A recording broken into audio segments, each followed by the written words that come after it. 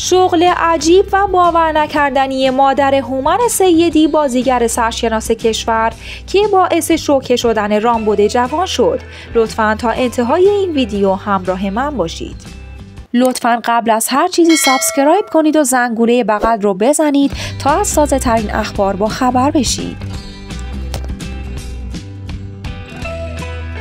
رامبد جوان در برنامه خودش از هومن سیدی، بازیگر معروف و کارگردان و تهیه کننده جوان و شناخته شده کشور، دعوت میکنه و ازش سوالهای جذابی میپرسه، ولی پاسخهای هومن سیدی علل خصوص در رابطه با موضوع شغل مادرش باعث شوکه شدن و حیرت همه شد.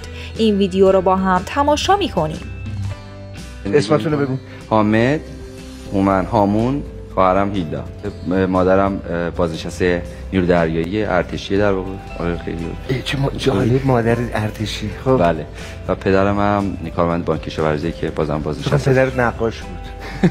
روحیه مادرم نظامی بوده؟ بچه بودیم و باید حرف خانواده رو میشنیدیم. آره دیگه، فقط مادر بود. پدرشون خیلی مهربان‌تر بود به نظر میومد. نه اینکه مادرم روی خشنی داشته باشه، ولی اساساً از ایشون بیشتر حساب می‌برد. منضبط‌تر و جدی‌تر بود. بله. شاید اخلاق خوبی نباشه، شاید اصلا برازنده نباشه، ولی برای من خیلی نکته مهمیه. من یادم میاد که ما اگر بزرگترین اشتباهات هم می‌کردیم، در هر صورت مادرم روزنه‌ای پیدا می‌کرد که حق رو به ما بده. این برای من خیلی نگه داشتن خانواده بود و پشت به شدت همیشه پشت بچه‌هاش بوده و هنوزم هست. به شدت اعتماد به نفس میاره. وقتی مثلا بزرگتر میشی متوجه میشی که من یه اعتماد به نفس دارم که بخش زیادش کاذبه ها. یعنی میاد وقتی تو جامعه متوجه میشی خب نه اینجوری هم نیست، اما حقای دنیا به من داده نمیشه. خب تو خودت حال خوبی داری بابت این ماجرا.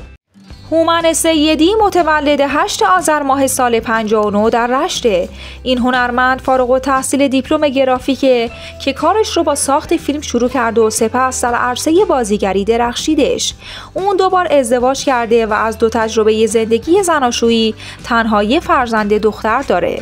هومن سیدی فرزند دوم خانواده رشتی با 4 فرزنده که 2 برادرش حامد و هامون و خواهرش هم هیلدا نام داره.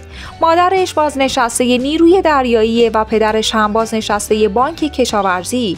اون بعد از گرفتن دیپلم در 18 سالگی به کلاس‌های انجمن سینمای جوان رشت رفت و دوره فیلمسازی رو گذروندش و کارش رو با ساخت فیلم‌های کوتاه شروع کردش و سپس به تهران نقل مکان کرد و در کلاس‌های بازیگری مؤسسه کارنامه زیر نظر پرویز پرستویی دوره بازیگری رو گذروندش. شروع شهرت هومن با فیلم پا برهنه در بهشت به کارگردانی بهرام توکلی در سال 84 بود که وی را نامزد جایزه بهترین نقش اول جشن خانه سینما کرد. هومن سیدی سال 85 در سن 26 سالگی با آزاد صمدی بازیگر 28 ساله ازدواج کرد. آشنایی این دو در کلاس‌های بازیگری مؤسسه کارنامه شروع شد و در نهایت زمانی که هنوز به شهرت نرسیده بودند ازدواج کردند تا اینکه سال 92 پس از 7 سال زندگی مشترک از همدیگه جدا شدند. این هنرمند در سال 93 برای بار دوم با خانم بیتا اصلانی در سکوت ازدواج کرد که خبر اون پاییز 96 با تبریک حامد بهداد برای به دنیا آمدن دخترش نیل رسانه‌ای شد. هومن سیدی حالا از مادر رسانه صاحب نام بازیگریه. اون در 2 فیلم اول خودش بازیگرانی چون نوید محمدزاده، امیر جدیدی و یسنا طهماسب رو معرفی کرده. نظر شما راجع به این هنرمند چیه؟ اگه میخواین از جدیدترین اخبار با خبر بشین، حتما کانال دانستنی روز رو سابسکرایب کنید و عضو خانواده ما باشین.